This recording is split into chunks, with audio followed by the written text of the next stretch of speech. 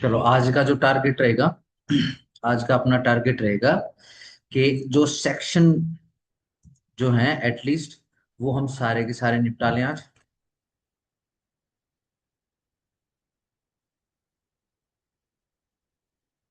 जितने भी सेक्शंस हैं, ठीक है जी, 158 तक, ठीक है जी, वो निपटा लें। एक्सेप्ट आपका जो एग्जीक्यूशन का प्रोविजन है, ठीक है ना, 36 से लेकर 74 तक, इसको छोड़ देंगे। ठीक है जी। Number one. Number two target क्या है? इन सेक्शन के साथ साथ में जितने भी ऑर्डर हैं वो ऑर्डर निपटा लें। और तीसरा टारगेट ये है आज का कि एटलीस्ट ऑर्डर 10 तक निपटा लें। ठीक है ना। बेसिकली फिर आपकी एग्जैक्टली जो है 1/3 के करीब सीपीसी निपट जाएगी आज। ठीक है ना। चलो, फिर एक दिन लगेगा आपका अपील का प्रोविजन निपटाने में, ठीक है जी। फिर एक लास्ट दिन लगेगा आपका बेसिकली एग्जीक्यूशन निपटाने में। ठीक है जी। मैं बैनर या फिर पैम्पलेट वगैरह आज शाम तक डाल दूंगा, ठीक है ना, कि अपना रिवीजन सेशन या फिर जो टेस्ट सीरीज है अपनी, ठीक है जी, ओरल प्लस रिटर्न वाली, ठीक है जी, वो किस हिसाब से करनी है वो अपना कर लेंगे। ठीक हो गया। चलो, चलो शुरू करते हैं। जाओ, आओ जरा समन्स एंड डिस्कवरी से शुरू करते हैं।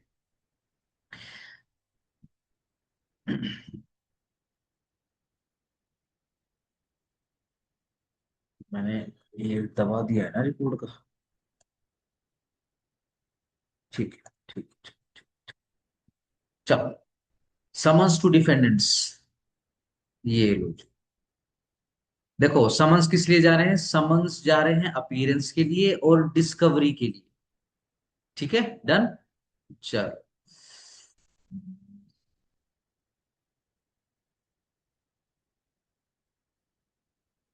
आओ जी। जहां पर कोई suit has been duly instituted, duly institute हो गया है सूट, ठीक है जी।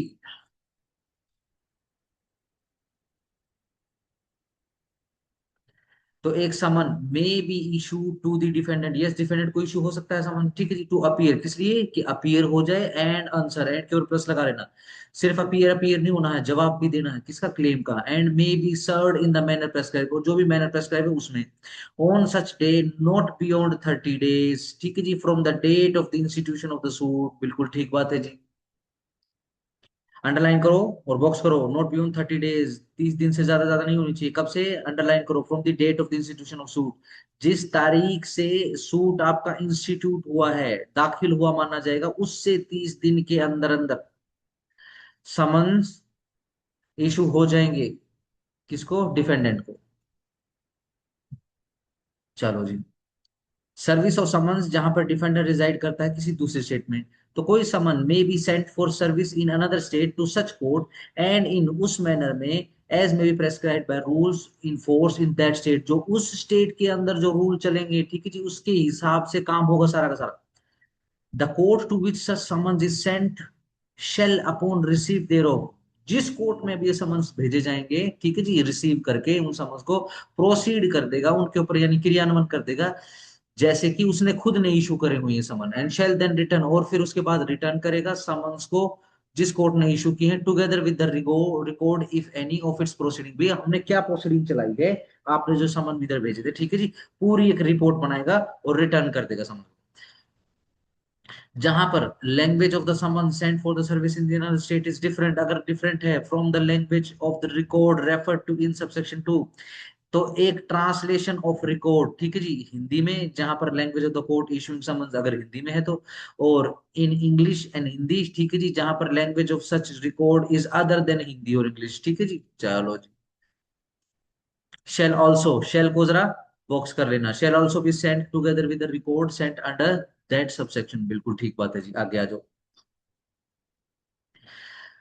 सर्विस ऑफ फॉरेन समन्सिस, चलो जी, 28 में तो देश के अंदर ही जा रहे हैं, 29 के अंदर विदेश में जा रहे हैं। Summonses and other process processes issued by कोई भी सिविल और रेवेन्यू कोड जो कि एस्टेब्लिश्ड है किसी भी पार्ट ऑफ इंडिया में, टू विच जिस पर प्रोविजन इस कोड के डू नॉट एक्सटेंड, जो एक्सटेंड नहीं होते हैं इस कोड के। ठीक है जी, बिल्कुल ठीक बात है, जैसे नागालैंड वाला।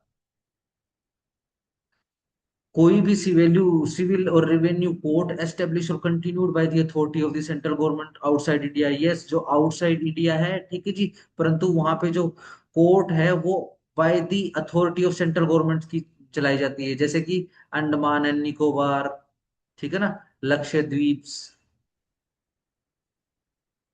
ठीक है ना, ये आउटसाइड इंडिया है, ठीक है जी, लेकिन यहाँ पर जो कोर्ट सिस्टम है वो अथॉरिटी ऑफ सेंट्रल गवर्नमेंट के द्वारा चलाई जाती है, यूनिट टेरिटरी है दोनों। चलो जी आगे। कोई दूसरी civil or revenue court outside India to which central government has by notification in the official gazette declared the provisions of this section to apply. Yes, कोई सिविल या रेवेन्यू कोर्ट है जो कि आउटसाइड इंडिया है, जहां पर central government ने कह दिया है, नोटिफिकेशन देके ऑफिशियल गजट के अंदर डिक्लेयर कर दिया है क्या, कि भाई सीपीसी अप्लाई होगी यहाँ पर। ठीक है ना, चलो जी।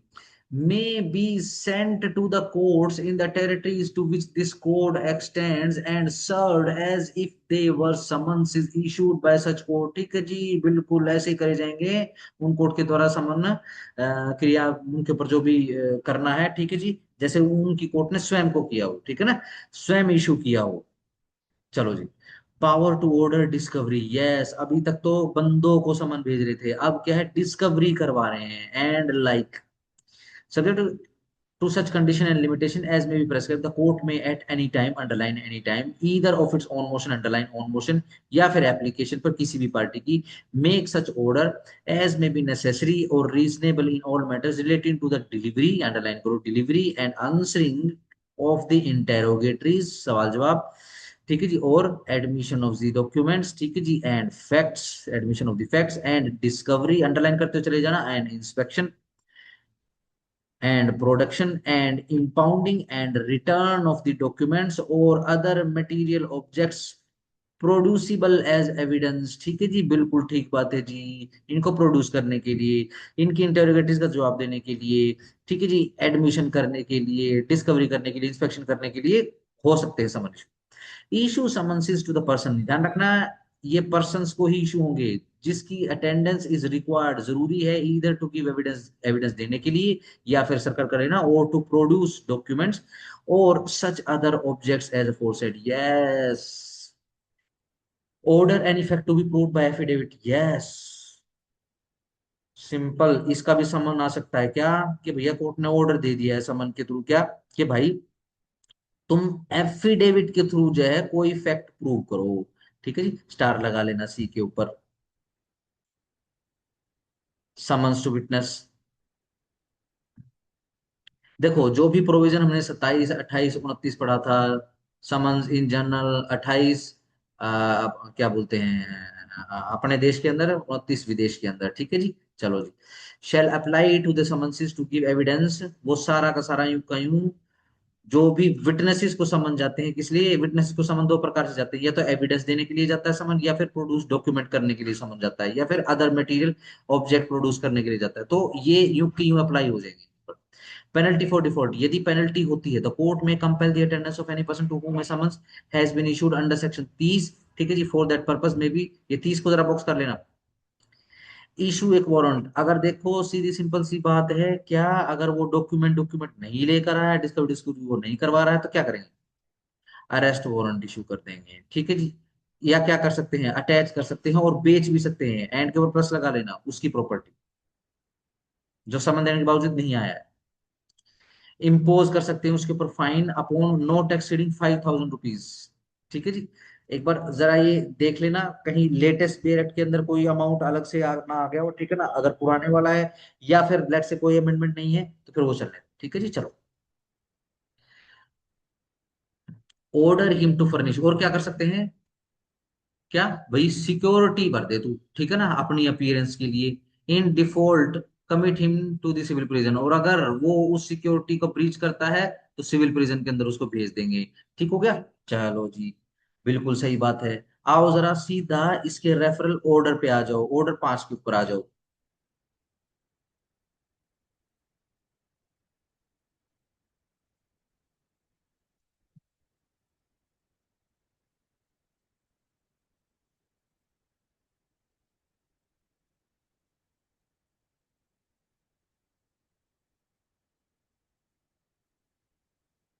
छह हो गया, ये लो जी, पांच पे आ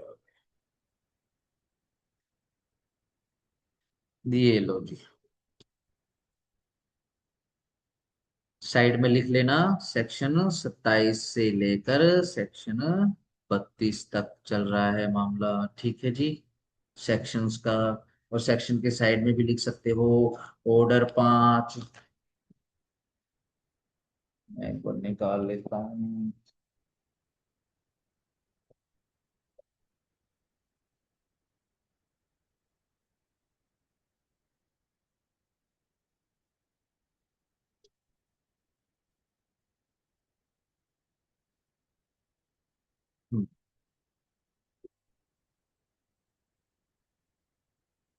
देख लेते हैं इसके कोई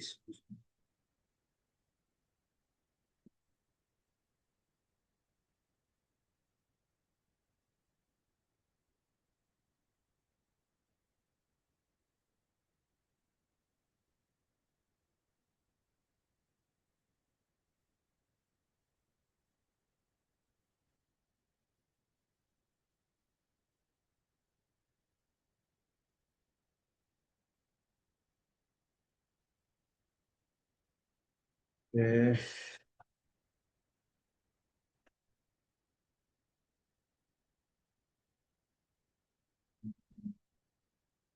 तो ये शर्मा चीज है।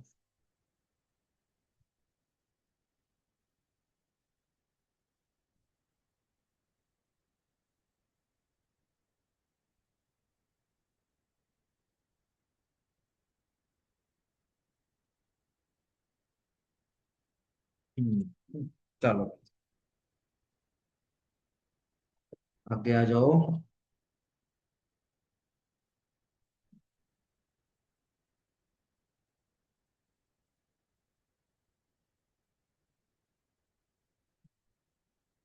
देखो जी, इशू एंड प्लस लगाओ सर्विस ऑफ समन्स, ठीक हो गया, चलो शाबाश।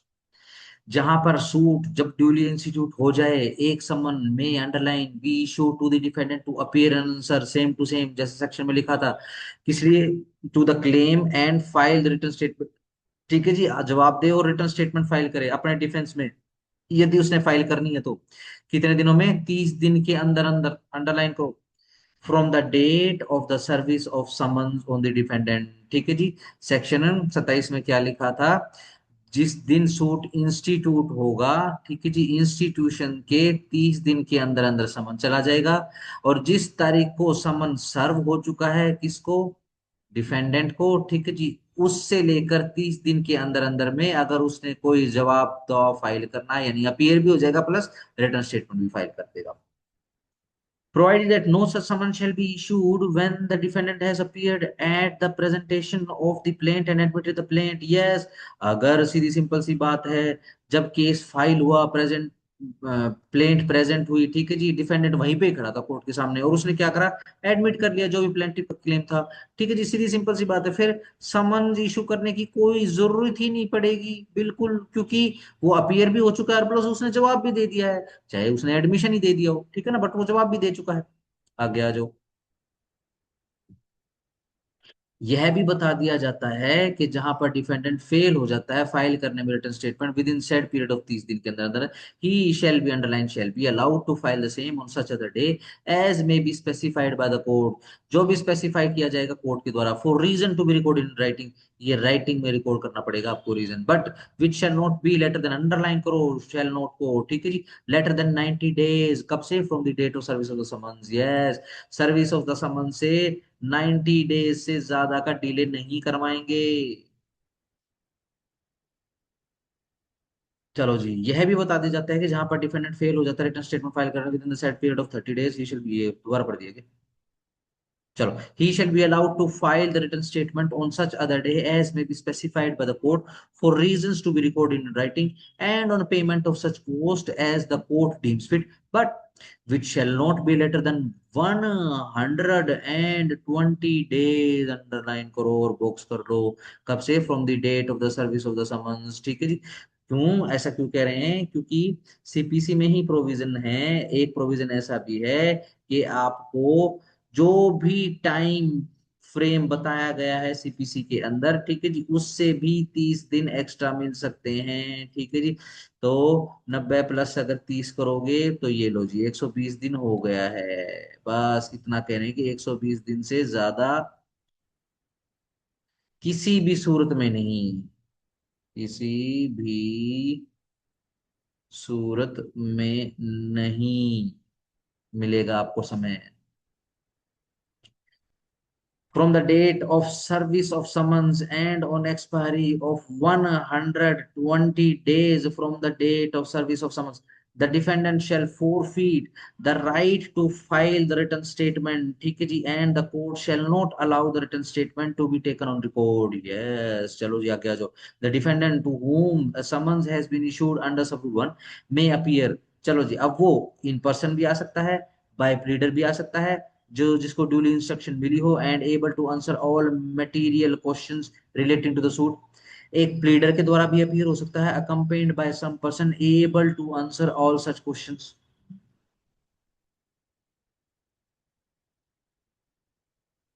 Every such summons shall be signed by the जज, ठीक है जी, जज के द्वारा साइन होंगी, और सच अदर ऑफिसर के द्वारा जो भी अपॉइंट है इस भी पे, and shall be sealed, underline seal, seal भी लगेगी, कौन सी, seal of the court, yes, यानी स्टैम्प भी होगा और साइन भी होगा, साइंड एंड स्टैम्प सील, ठीक हो गया, चलो। कॉपी ऑफ प्लेंट नेक्स्ट, उसके साथ में ही कॉपी अटैच करोगे आप समन के साथ, किस किस की कॉपी, कॉपी ऑफ प्लेंट। अगर इन पर्सन बुलाना है, लेट्स से कोर्ट का मूड क्या है कि भैया डिफेंडेंट जो है इन पर्सन अपीयर हो, तो कोई बात नहीं, समन्स के अंदर ही लिख दिया जाएगा, ठीक है ना, the summon shall order him to appear in person, बस इतना काफी है,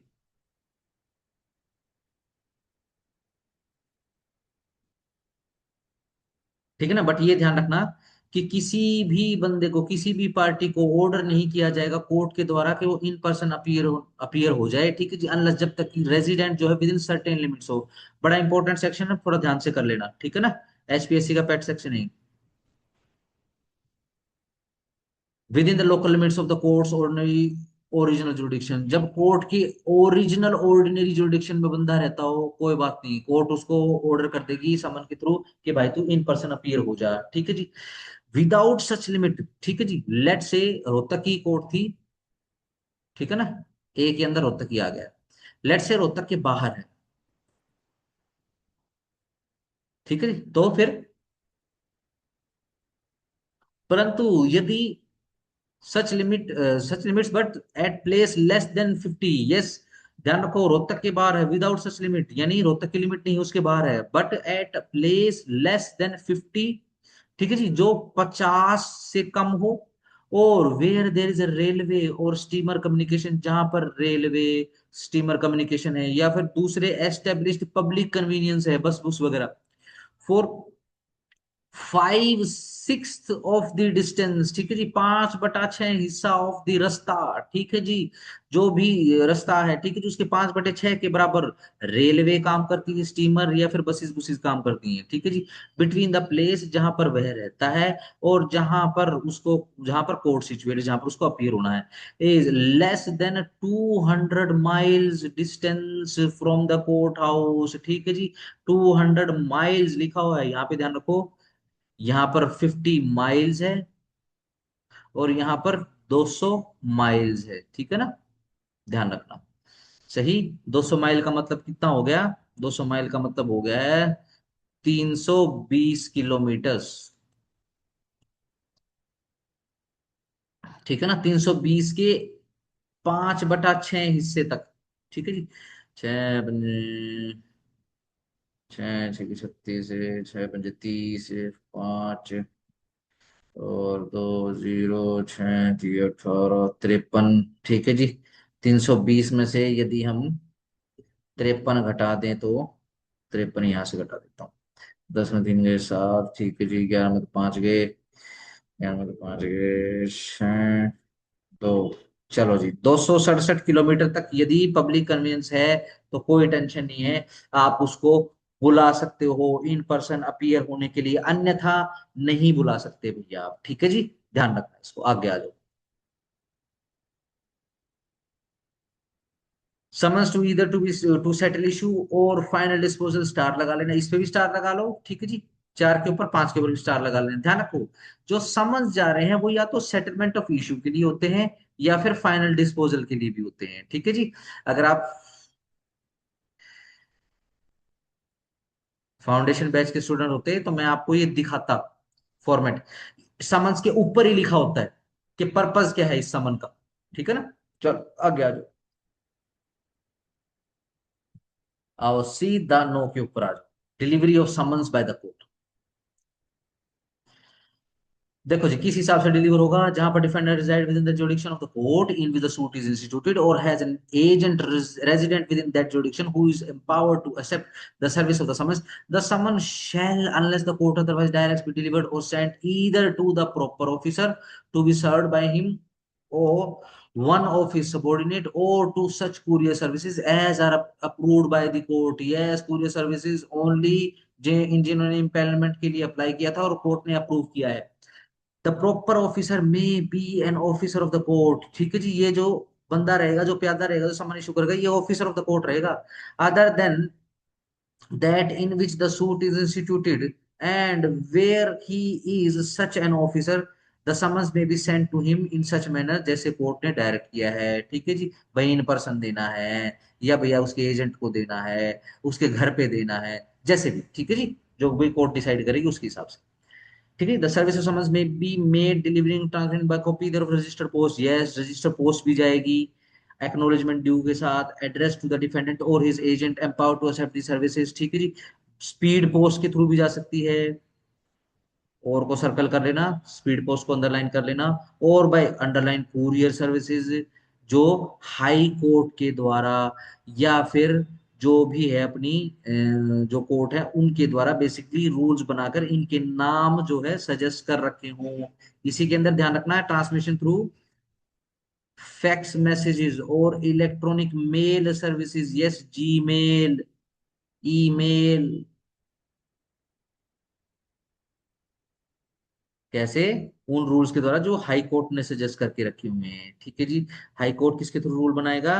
122 125 के थ्रू रूल बनाएगा, जो कल हमने पढ़ा था। provided that the service of summons under this sub rule shall be made at the expense of the plaintiff, yes plaintiff के खर्चे पे होगा। चलो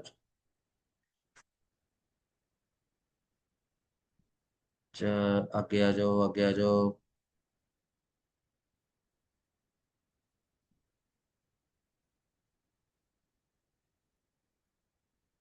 आओ जरा, लिख लो दस्ती समन 9A के सामने।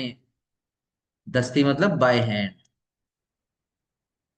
यानी भाई रजिस्टर्ड पोस्ट के थ्रू जाना है तो रजिस्टर्ड पोस्ट के थ्रू चला जाएगा, कुरियर सर्विस के थ्रू जाना है कुरियर, स्पीड पोस्ट के थ्रू जाना है स्पीड पोस्ट के थ्रू जा जाएगा, या कोर्ट का प्यादा जाएगा कोर्ट का प्यादा चला जाएगा। उसके साथ साथ में प्लेंटिफ स्वयं भी सर्व करना चाह रहा है, ठीक है ना, ताकि जल्दी से प्रोसीजर आगे बढ़ाया जा सके, ठीक है ना। तो कोई बात नहीं, कोर्ट उसको अलाउ कर देगा कि इनके साथ साथ में, ठीक है ना, आप क्या करो, आप दस्ती सर्विस भी करा दो, ठीक है ना। आओ जरा, द कोर्ट में इन एडिशन, ध्यान रखो एडिशन के अंदर सर्विस ऑफ द समन जो कि रूल 9 के अंदर लिखे हुए हैं, on the application of the plaintiff, plaintiff की एप्लीकेशन पर, ठीक है ना, for the issue of summons for the appearance of the dependent, permit कर देगा such plaintiff to affect service of such summons on such defendant and shall in such case deliver the summons to such plaintiff for service. बिल्कुल ठीक बात है जी।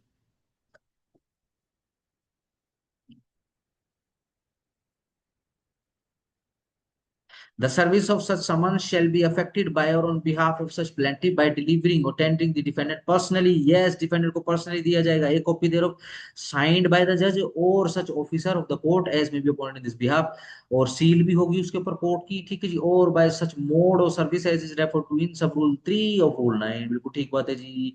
The provision of rule 16 and 18 apply to summons personally served, ठीक है जी। आगे आ जाओ, mode of service सिर्फ हेडिंग से कर लो,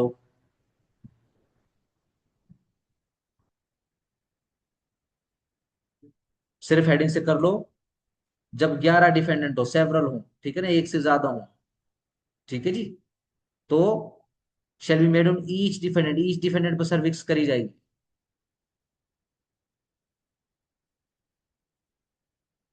आओ जी, शाबाश, 15 पे स्टार लगाओ। 14 सिर्फ हेडिंग से कर लो, service on agent in charge in suit for immovable property. Immovable property से यदि कोई सूट है, तो जिस किसी भी बंदे के चार्ज में ये इमूवेबल प्रॉपर्टी है, उस बंदे को सर्व कर दिया जाएगा सामान।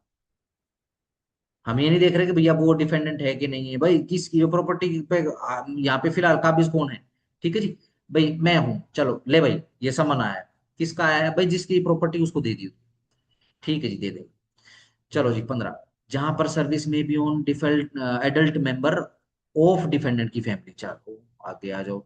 जहां पर कोई suit, the defendant is absent और डिफेंडेंट एब्सेंट है अपने रेजिडेंस से एट द टाइम, उस समय जब सर्विस और समन होनी है, on his at his residence and there is no likelihood, और कोई संभावना नहीं है कि वो मिल जाएगा अपने घर पे विद इन रीजनेबल टाइम पे, तो फिर क्या करेंगे। अब agent has no, he has no agent, और कोई एजेंट भी नहीं है उस बंदे का, डिफेंडेंट का, जो एक्सेप्ट कर सके सर्विस ऑफ समन्स को on behalf of.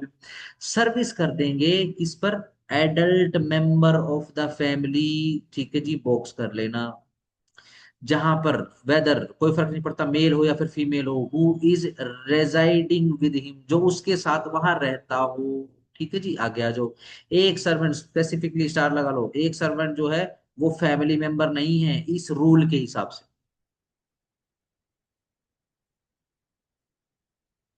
Person serve to sign acknowledgement, yes, जो भी बंदे को समन सर्व करे जाएंगे उसको एक्नोलेजमेंट साइन करना पड़ेगा। ठीक है जी, चलो जी, 17 पे आ जाओ, स्टार लगा लो। जहां पर डिफेंडेंट या फिर उसका एजेंट या फिर सच अदर पर्सन जो भी अफोर्सेड रिफ्यूज कर देता है साइन करने से एक्नोलेजमेंट को, और जहां पर सर्विंग ऑफिसर आफ्टर यूजिंग, सारी की सारी अपनी बुद्धि यूज कर ली उसने, अपनी समझ यूज कर ली है, और डिफेंडेंट नहीं मिलता है, या फिर अपने रेजिडेंस से जो एब्सेंट है, ठीक है जी, एट द टाइम, उस समय जब सर्विस जो है सॉर्ट करी जा रही है उसको। ठीक है जी, और कोई भी संभावना नहीं है कि वो रेजिडेंस पे मिल जाएगा रीजनेबल टाइम पे, और यहाँ पर कोई एजेंट भी नहीं है empower to accept the service of the summons on his behalf, ना ही कोई दूसरा बंदा है ऑन होम जिस पर सर्विस करी जा सके। द सर्विंग ऑफिसर क्या करेगा, शेल अफिक्स ए कॉपी, चिपका देगा एक कॉपी। ठीक है ना, चलो जी। Of the summons on the outer door, कहां पर, आउटर डोर पे। ठीक है जी, on home service can be made, कहां, आउटर डोर, या some other conspicuous part, underline करो, कॉन्स्पिशियस पार्ट, कोई भी ओपन पार्ट बिल्कुल जो अपेरेंट दिखाई देता है, ऑफ द हाउस, घर के, इन विच, जिस पर डिफेंडेंट ऑर्डिनरी रिजाइड, जहां पर सामान्यतः रहना पाया जाता है, कैरिज ऑन बिजनेस करना पाया जाता है, पर्सनली वर्क फॉर गेन करना पाया जाता है। ठीक है जी, एंड शेल देन रिटर्न, और शेल के ऊपर जो है प्लस लगाओ, shall then return the original to the court, original किसको दे देगा, कोर्ट को दे देगा, from which it was issue, जिस कोर्ट ने समन इशू करे थे। ठीक हो गया, चलो जी, बिल्कुल ठीक बात है। विद रिपोर्ट, रिपोर्ट के साथ क्या कि endorse thereon annex thereto stating that he has so affixed, yes, उसने कैसे करी है सर्विस, अफिक्सेशन के द्वारा करी है। ठीक है ना, इसकी रिपोर्ट बना कर दे देगा। The circumstances under which he did so, और वो वाले सर्कमस्टांसेस कि भैया सर्विस बाय या फिर थ्रू अफिक्सेशन क्यों करनी पड़ी उसको। ठीक है जी, ये सारा का सारा मुहूर्त तो अपनी उस रिपोर्ट में, ठीक है ना, उस सर्विंग रिपोर्ट के अंदर भेज देगा, लिखकर, किसको, कोर्ट को। By whom the house was identified. ठीक है जी, चलो जी, आ गया, सरकमस्टांसेस लिख देगा, और प्लस लगाओ, नेम एंड एड्रेस बता देगा उस बंदे का जिसने शिनाख्त करी होगी कि भाई घर कौन सा है डिफेंडेंट। ठीक है ना, चलो। 18, endorsement of time and manner of service, yes, endorsement, endorsement का मतलब होता है लिख कर प्रमोट करना।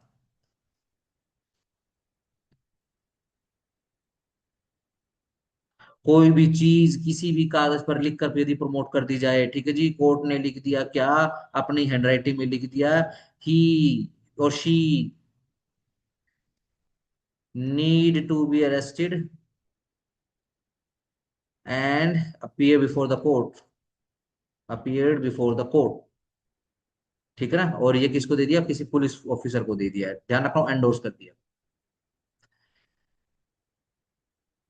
देखो, टाइम एंड मैनर, किस टाइम पर क्या मैनर रहेगा, ठीक है ना, सर्विस का, ये कोर्ट एंडोर्स कर देगी उस पे। चलो जी, examination of the serving officer, अगर जरूरत पड़े तो एग्जामिन भी कर लेंगे प्यादे को, सर्विस सर्वर को। ठीक है ना, चलो जी, आगे आ जाओ। हाँ, ये चीज ध्यान रखना, ऑन ओथ होगा ये,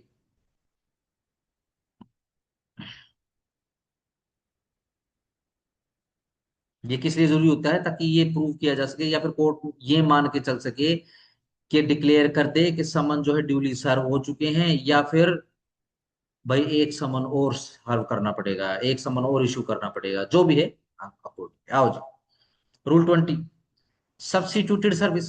जहां पर कोर्ट सेटिस्फाई हो जाता है कि there is reason to believe that the defendant is keeping out of the way, जानबूझकर वो रास्ता अपना बदल रहा है और अवॉइड कर रहा है सर्विस को, or that for any other reason the summons can not be serve. भैया समन तो सर्व ऐसे होंगे ही नहीं ऑर्डिनरी तरीके से। The court shall order the summons to be served by the affixing a copy. Shall क्या कर देंगे भाई? कॉपी चिपका दो। Thereof in some conspicuous place in the court house. Yes, court का जो नोटिस बोर्ड है जो बिल्कुल कोर्ट के अंदर घुसते ही दिखाई देता है। एंड ऑल्सो अपॉन सम, और साथ साथ में also upon some conspicuous part of the house, घर पे जहां पर defendant is known to have last resided और कैरिड बिजनेस और पर्सनली वर्क फॉर गेन, और इन सच अदर मैनर, जो भी कोर्ट को ठीक लगे।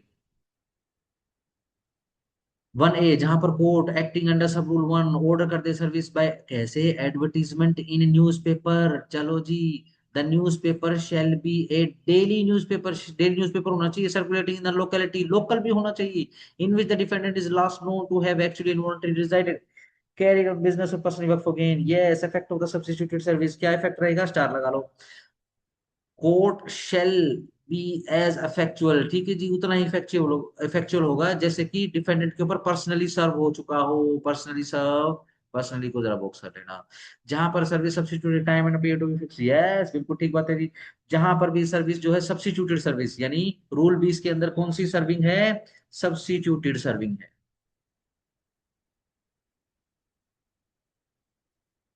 कोर्ट शेल फिक्स, कोर्ट को फिक्स करना पड़ेगा time and appearance of the defendant as the case में रिक्वायर, जो भी केस की रिक्वायरमेंट उसके हिसाब से। चलो क्या क्या आ जाओ। ठीक है, एक बार जरा इसके केस लॉज निपटा लेते हैं। देखो जी,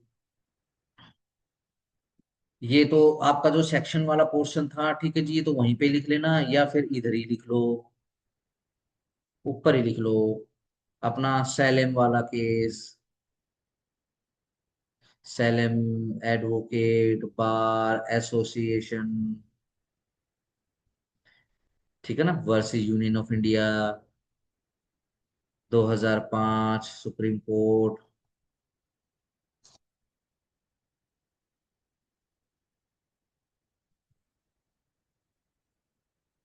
चलो जी, सब्स्टिट्यूटेड सर्विस पे आ जाओ। सब्स्टिट्यूटेड सर्विस पे जरा केस लो लिख लो। कहाँ लिख, सब खच खच खच खच है। चलो यहाँ लिख देता हूँ। श्रीमती येल्लवा, स्टार लगा लेना। श्रीमती येल्लवा वर्सेस शांतवा,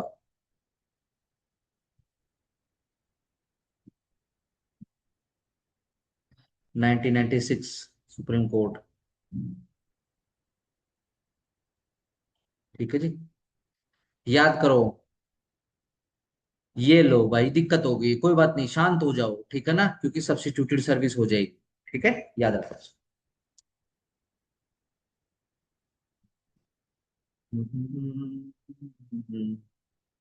चलो इसी में ही लिखो, नेक्स्ट केस लो। बसंत सिंह वर्सेस रमन, या फिर रोमन, रोमन लिखो, Roman Catholic mission, 2002 supreme court.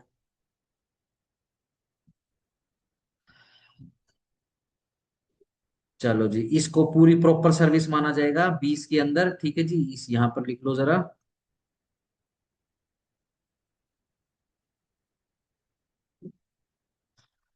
Sunil Poddar, star लगा लेना इस पे भी।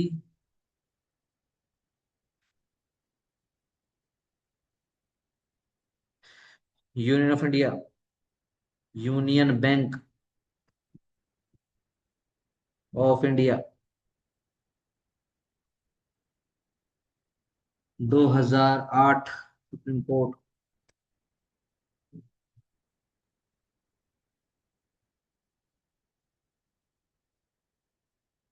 चलो जी।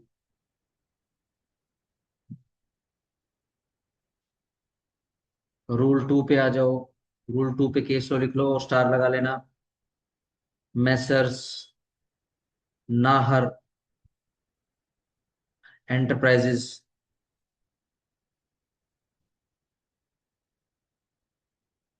हैदराबाद।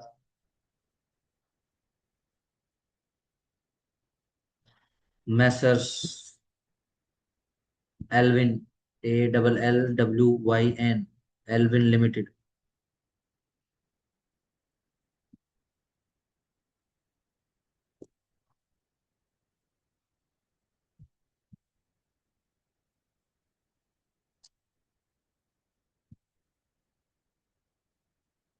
ठीक है जी, आगे आ जाओ। निपटाओ ऑर्डर 5 को फटाफट।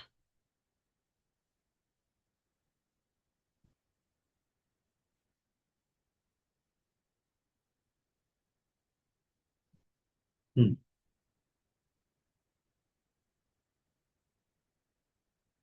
ये छोड़ दो, ड्यूटी ऑफ कोर्ट।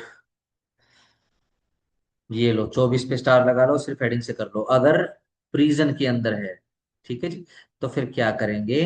ठीक है जी, confined in prison the summon shall be delivered और सेंट और बाय पोस्ट। ठीक है जी, डिलीवर कर देंगे, सेंड कर देंगे, या बाय पोस्ट, कुरियर सर्विसेज के थ्रू, जो भी हाईकोर्ट ने अप्रूव कर रखे हैं, या फिर फैक्स मैसेज के थ्रू, या इलेक्ट्रॉनिक मेल के थ्रू, सर्विस के थ्रू, ठीक है जी, या कोई दूसरे प्रकार से, जैसा भी ठीक लगेगा हाईकोर्ट के द्वारा। कहाँ?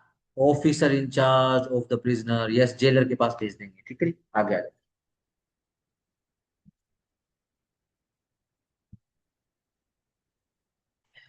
सर्विस जहां पर डिफेंडर रिजाइड करता है out of India and has no agent, बिल्कुल ठीक बात है जी।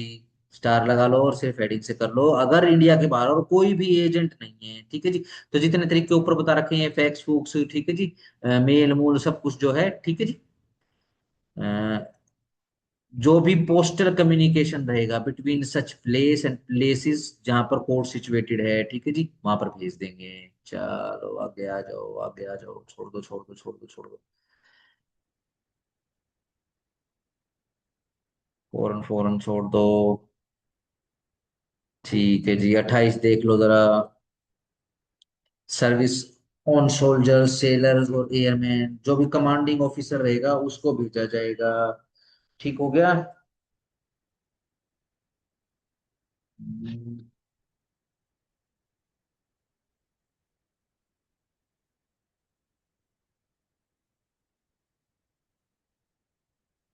ये लो जी, आगे आ जाओ।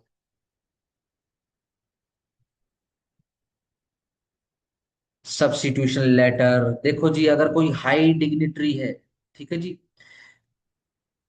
ठीक है ना, such officer as may appointed in this behalf, defendant in the opinion of the court, ये rank entitle him to such mark of consideration, yes, बहुत हाई लेवल का बंदा है जिसको समन भेजा जा रहा है, तो अगर जो भेज रहे हैं हम उसको समन ना कहकर क्या बोल दें, एक लेटर ऑफ रिक्वेस्ट बोल दें हम उसको, ठीक है ना, तो उसको क्या कहेंगे? सब्स्टिट्यूशन लेटर फॉर समन बोल देंगे उसको, ठीक है ना, लेटर सब्स्टिट्यूटेड, बॉक्स कर लो। Under sub rule one shall contain all the particular, जो भी समन के अंदर होते हैं, ठीक है ना, बट इन रिस्पेक्टफुल मैनर, ठीक है ना, जिसको ट्रीट कर लिया जाएगा समन के जैसे, ठीक है ना। चलो ये आगे आ जाओ। एक वैसे कराने का तो चलो कोई बात नहीं है, अब तुमको करा देता हूं मैं। ये 26 है शायद। एक सेकंड में वेट कर।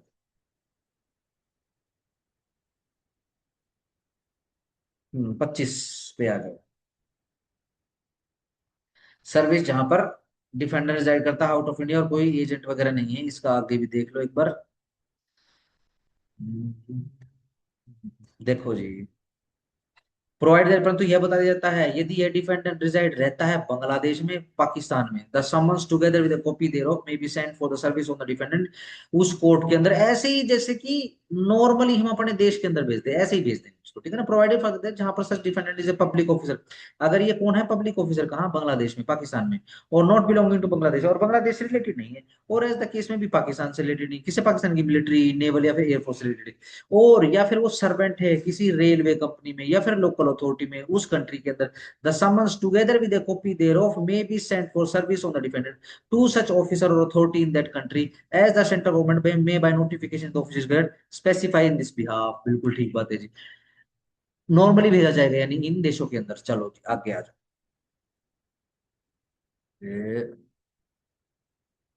सेक्शंस रिज्यूम करो। क्या क्या 33 पे आ जाओ। Judgment and decree.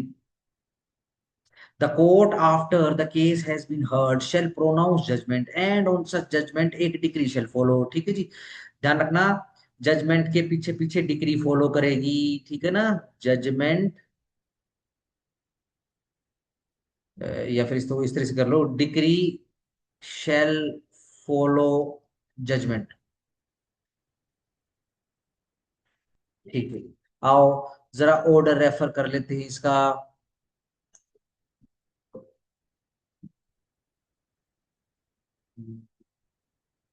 ये सही जा रहे हैं, ऑर्डर 20 पे आ जाओ।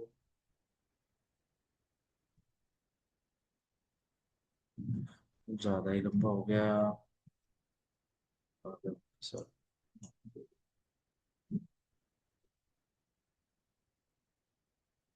डिग्री ये लो दिया आ गया। आओ जी ऑर्डर 20 के ऊपर आ जाओ।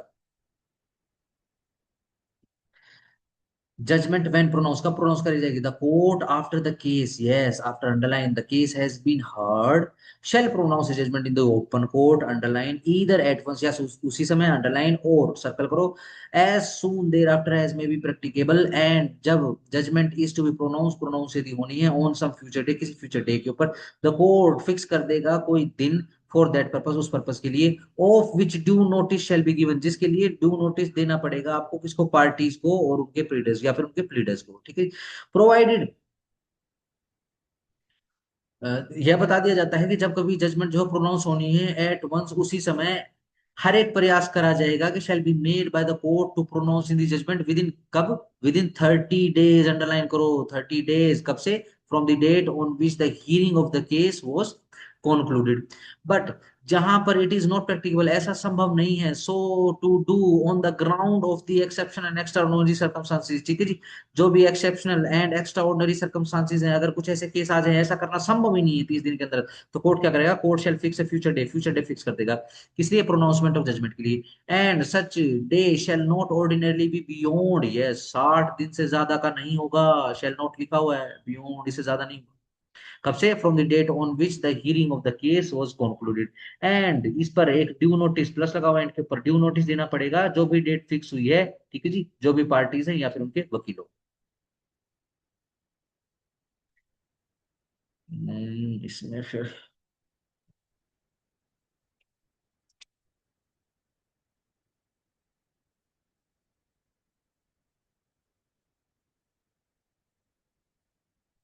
बस ठीक है इतना।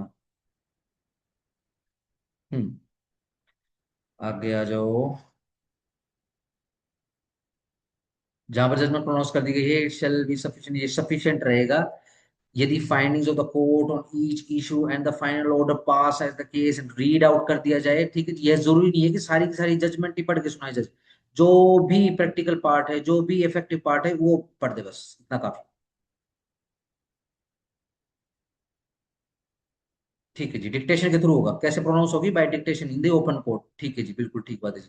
प्रोवाइडेड दैट, यह बता दिया जाता है जहां पर जजमेंट प्रोनाउंस करी गई है by dictation the open court, the transcript, जो भी ट्रांसक्रिप्ट, जो भी टाइप करके आएगा, of the judgment so pronounce shall, after making, बनने के बाद, such correction therein as may be necessary, जितना जरूरी, बी साइन, अंडरलाइन साइन रहेगी बाय द जजेस के द्वारा, bear the date, date bear होगी उसके ऊपर, ऑन विच इट वाज, किस तरह की, जिस प्रोनाउंसमेंट डेट, ठीक है जी, and from a part of the record, और इसको फिर रिकॉर्ड का पार्ट बना लिया जाएगा, ठीक है जी। चलो जी आगे आ जाओ।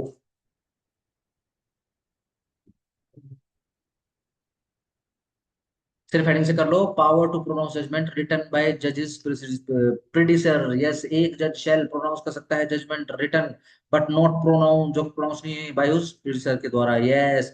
हुआ क्या, एक जज अपना काम करके चला जाता है, ठीक है जी, सिंपल, सब कुछ हार्ड एंड फाइनली, मतलब सुन के चला जाता है, हर्ड करके चला जाता है, ठीक है जी, ओपिनियन अपना रिकॉर्ड करके चला जाता है, लेकिन जजमेंट प्रोनाउंस नहीं करी है। जो भी बंदा उसकी जगह अब आएगा ट्रांसफर होके, ठीक है जी, जज साहब के तो वारे न्यारे हो गए, पहले ही दिन पे आके अगर केस थोड़ा सिंपल है, सिंपल प्रोनाउंस कर देगा क्या, जज। आओ, judgment to be sign, yes, star लगा लो, जजमेंट को साइन करना पड़ेगा। The judgment shall be dated and signed by the judge in open court at the time of pronouncing की date, and when once signed shall not afterward be altered। और एक बार यदि sign होगी तो उसके बाद ध्यान रखना अल्टर नहीं होगी, to save as provided by section 152 or on review, ठीक है जी, 152 को अंडरलाइन कर लो, रिव्यू को अंडरलाइन कर लो, ठीक है जी, सिंपल सी बात है। 152 में क्या है, जो भी अरिथमेटिकल और जो टाइपोग्राफिकल मिस्टेक होती है उनको ठीक कर दिया जाता है, लेकिन इसके अलावा कुछ भी अल्टरेशन नहीं होती जजमेंट के अंदर। Review is a review basically. आगे आ जाओ,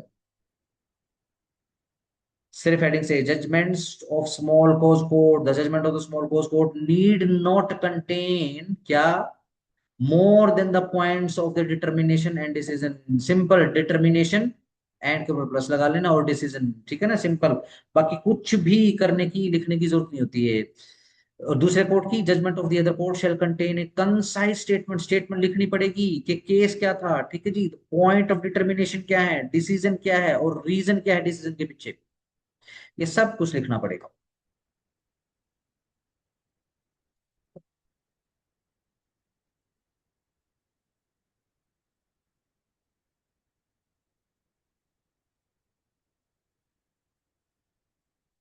आओ, रूल 6 पे आ जाओ, contents of the decree. The decree shall agree with the judgment, yes, सबसे इंपॉर्टेंट बात, बस इतने पे स्टार लगा। कुछ कोस्ट वोस्ट लगानी है तो स्पेसिफिक लिखना पड़ेगा, रहने दो, इतना को खास नहीं है। 6 से पे आओ, preparation of the degree.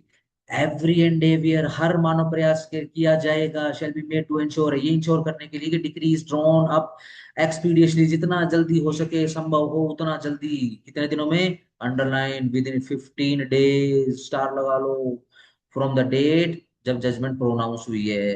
An appeal में be preferred against the degree without filing a copy of the degree, and in such a case the copy made available to the party by the court shall for the purpose of rule 1 of order rule oh, sorry order 41 be treated as a decree, yes, but as soon as the decree is drawn the judgment shall cease to have effect।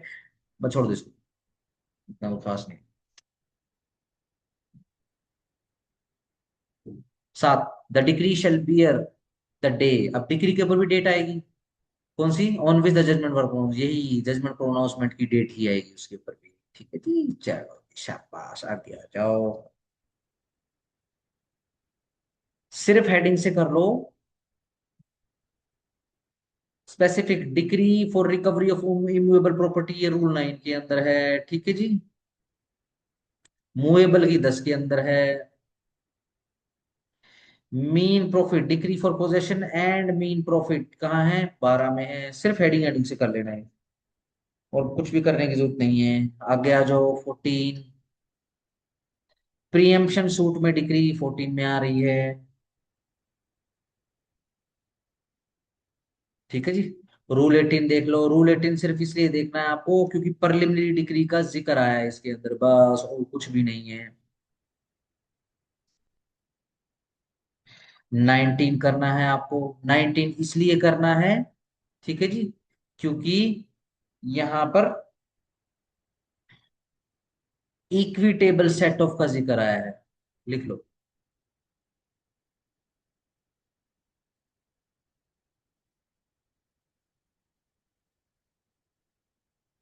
बस, सही है। आओ जरा section दोबारा से resume कर लो।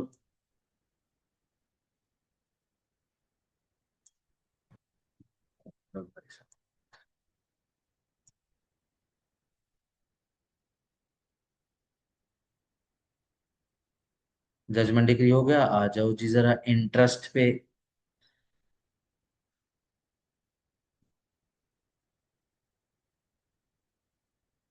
हम्म।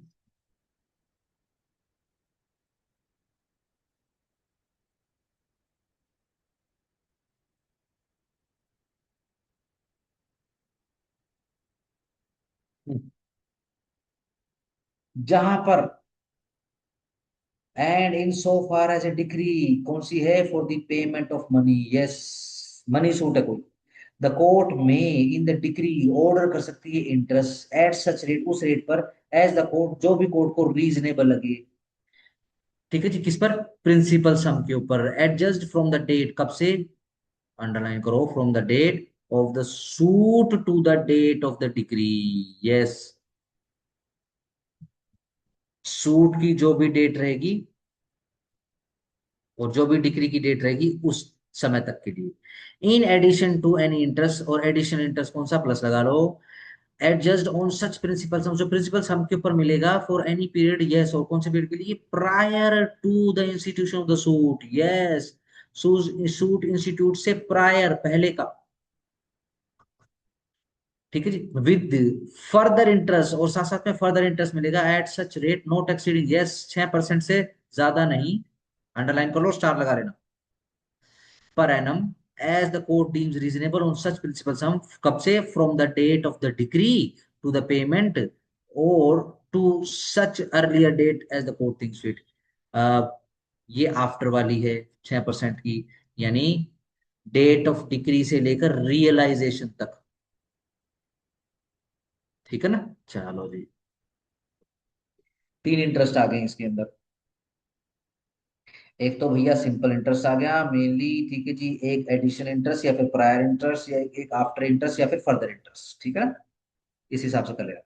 Provided that, जहां पर liability in relation to the sum so adjust has arisen out of the commercial transaction, अगर कमर्शियल ट्रांजैक्शन आ गई भाई साहब, the rate of such further interest may exceed, exceed कर सकता है 6% पर एनम से, बट शेल नॉट एक्सीड, परंतु किसी भी सूरत में एक्सीड नहीं करेगा वो, जो भी कॉन्ट्रेक्चुअल रेट होगा इंटरेस्ट का, जो भी कॉन्ट्रैक्ट के अंदर लिखा होगा पार्टी के अंदर, देखो कमर्शियल ट्रांजैक्शन यानी कमर्शियल कॉन्ट्रैक्ट तो बनेगा बनेगा। और जहां पर there is no contractual rate, कोई कॉन्ट्रेक्चुअल रेट नहीं है, the rate at which monies are lent और advanced by nationalised banks in relation to commercial transaction, ठीक है जी, बिल्कुल ठीक बात, कमर्शियल, जो भी नेशनलाइज्ड बैंक है जो भी उनका रेट रहेगा उससे ज्यादा का नहीं। चलो, नेशनलाइज छोड़ दो। कमर्शियल ट्रांजैक्शन का क्या मतलब है? कोई ट्रांजैक्शन जो इंडस्ट्री से रिलेटेड हो, ट्रेड से रिलेटेड हो, बिजनेस से रिलेटेड हो, of the party incurring the liability, ठीक है जी, बस इतना काफी है।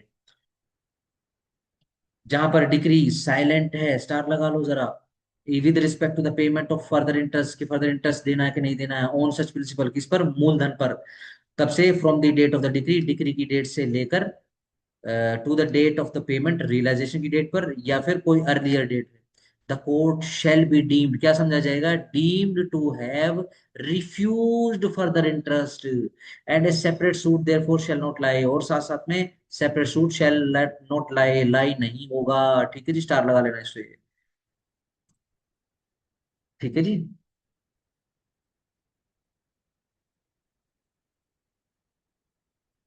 ध्यान रखो, मैं कोशिश कर रहा हूं कि आपको सारे के सारे पॉइंट बताऊं, समझाने की कोशिश करूं, लेट से कोई पॉइंट अगर नहीं समझ में आए तो कोई टेंशन नहीं है, आप मेरे को मैसेज कर सकते हो इसी पे ही। ठीक है ना? आपकी जो स्क्रीन पे दिखाई दे रहा है इस पे चैट का ऑप्शन है, ठीक है ना? अदरवाइज आप सीधा इस पे माइक पे जाके ओपन भी कर सकते हो, ठीक है जी, सिंपल है। मैं कोशिश कर रहा हूँ कि सारे पॉइंट कर रहा हूँ इसमें, लेट से कोई फ्लिंच यहाँ वहां रह जाए तो दिक्कत मत मानना उसकी, ठीक है ना? वो पूछ लेना। आगे आ जाओ, coast,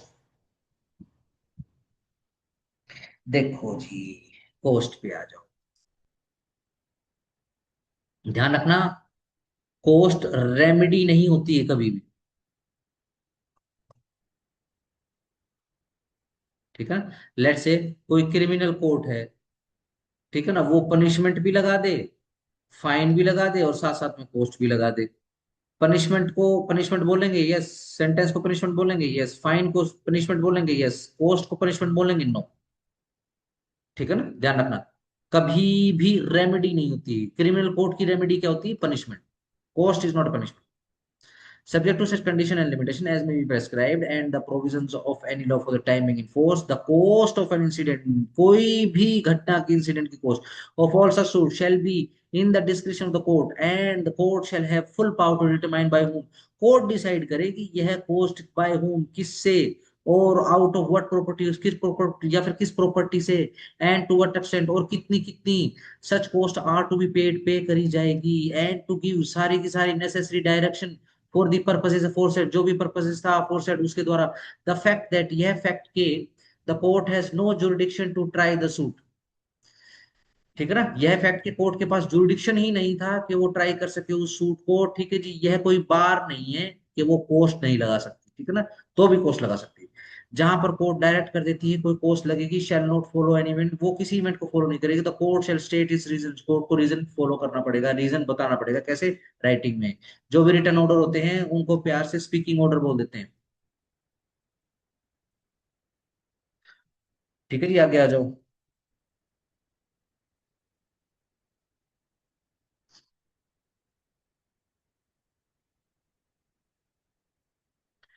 35, costs in relation to any commercial dispute, यदि कमर्शियल डिस्प्यूट आया है, the court notwithstanding anything contain in any other law for the timing in force, या फिर रूल हैज डिस्क्रिशन, कोर्ट के पास डिस्क्रिशन क्या, whether a cost are payable by one party to another, क्या cost एक party से दूसरी party की तरफ जाएगी, और क्या डिसाइड कर सकता है, क्वांटम ऑफ दोज को, और कितना क्वांटम रहेगा, when they are to be paid, और कब पे करी जाएंगी। ठीक है ना। For the purpose of clause a, the expression cost shall mean cost relating to, कौन कौन सी cost, fees and expenses of the witnesses incurred. भाई ये विटनेसेस, अब विटनेस आके बैठा हुआ है, आज आप इनका जो है, भाई चीफ कराना है तो चीफ, ठीक है जी, अगर क्रॉस कराना है तो क्रॉस, भाई करवा क्यों नहीं रहे हो, सीधी सिंपल सी बात है। विटनेस तो आया हुआ बैठा है, ठीक है जी, डन। लीगल फीस और एक्सपेंसेस, जो भी लीगल एक्सपेंसेस हैं, एनी अदर एक्सपेंसेस, कोई दूसरे expenses incurred in connection with the proceeding, जो कनेक्शन विद द प्रोसीडिंग में शामिल हो। इफ, यदि कोर्ट डिसाइड कर लेता है to make an order for the payment of the cost, ठीक है जी, द जनरल रूल क्या है, is that the unsuccessful pay party shall be order to pay the cost of successful to the successful party. सीधी simple सी बात है। किसी ऑर्डर के थ्रू आ रहा है यदि ये कोर्स का ऑर्डर, ठीक है ना, तो ध्यान रखना उसके अंदर आपको जनरल रूल के द्वारा प्रेस्क्राइब करना पड़ेगा, बीइंग अ जज के, कि किस पार्टी से, यानी जो भी जीत रही पार्टी है, ठीक है, जो सक्सेसफुल पार्टी है, ठीक है जी, उसको पोस्ट मिलेगी, किससे? जो पार्टी फेल कर,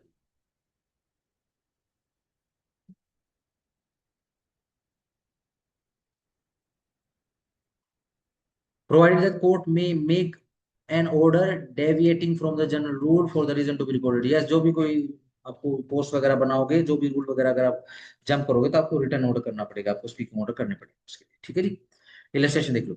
the plaintiff in the suit, suit में seeks money decree, money decree seek कर रहा है for breach of contract, breach of contract के लिए और डैमेजेस के लिए। The court holds that, court यह होल्ड करती है कि प्लेंटिफ एंटाइटल है मनी डिक्री के लिए। However it returns a finding, ठीक है जी, एक फाइंडिंग हो रही थी क्या, that the claim for the damages is frivolous, ये फ्रिवोलस हैं, तुच्छ हैं और विक्सेशियस हैं। ठीक है जी, तो अगर चाहें तो कोस्ट भी लिख सकते हैं उस पर।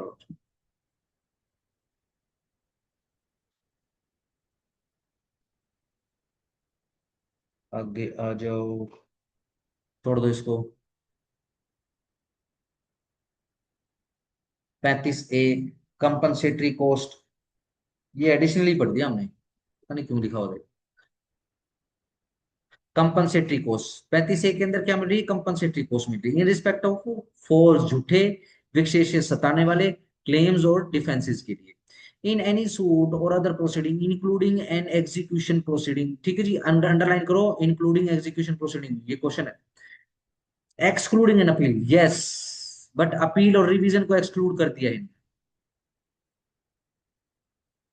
any party, कोई भी party objects to the claim or defense on the ground that the claim or defense or any part of it is as against the objector false or vexatious to the knowledge of the party।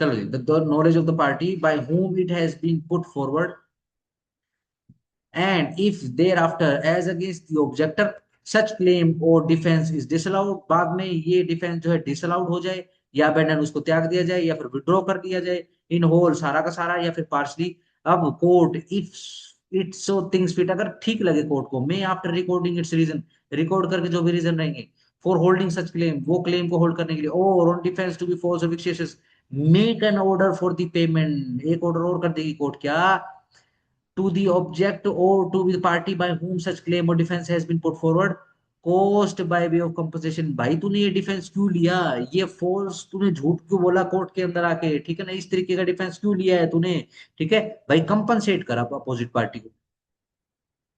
No को box करें, no court shall make any such order for the payment of the amount exceeding, underline करो, 3,000 रुपए, और exceeding the limits of its pecuniary jurisdiction, या फिर अपनी जो भी पेक्यूनियरी लिमिट है कोर्ट की, उससे ज्यादा एक्सीड नहीं होंगे। Which ever amount is less, जो भी अमाउंट लेस होगा, इसको जरा बॉक्स कर लेना और स्टार लगा, जो अमाउंट लेस रहेगा।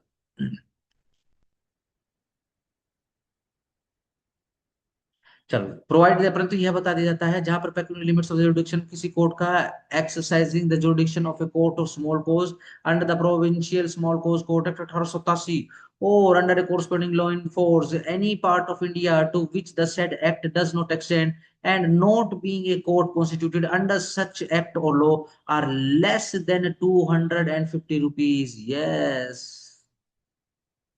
The High Court, star लगाओ, only High Court may empower such court to award as cost under this section by any amount not exceeding 250 rupees, and plus लगाओ, not exceeding those limits by more than 100 rupees। यानी अगर provincial small court coast की तरफ से लगाई जा रही है कोस्ट, ठीक है ना, और कंपल्सरी कोस्ट लगाई जा रही है, तो 250 की अदरवाइज पावर है।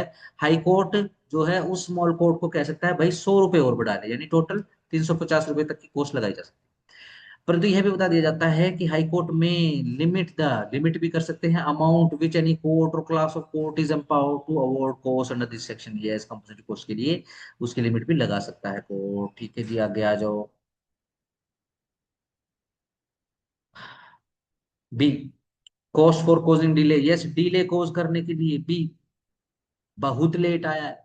इफ ऑन एनी डेट जो कि फिक्स्ड है for the hearing of a suit और for taking any step therein, एक party to the suit fail हो जाती है कोई भी स्टेप लेने से जो भी जरूरी था उस समय, ठीक है, या ऑब्टेन करने से एडजर्नमेंट, और फॉर टेकिंग सच स्टेप, और फॉर प्रोड्यूसिंग एविडेंस, और ऑन एनी अदर ग्राउंड, ठीक है जी, may for reason to be recorded make an order requiring such party to pay to the other party such cost as would in the opinion of the court be reasonably sufficient or reimburse, yes, underline को, reimburse the other party, दूसरी party को जाएगी ये coast, ध्यान रखना,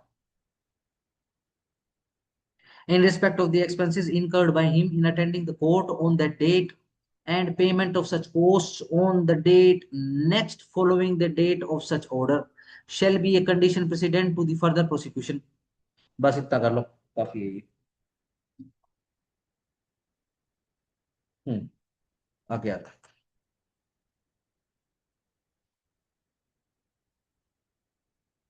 इसके order पे आ जाओ, ऑर्डर 20A पे आ जाओ।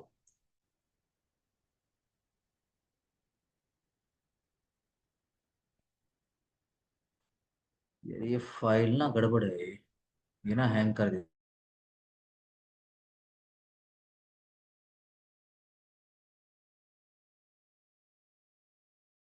है।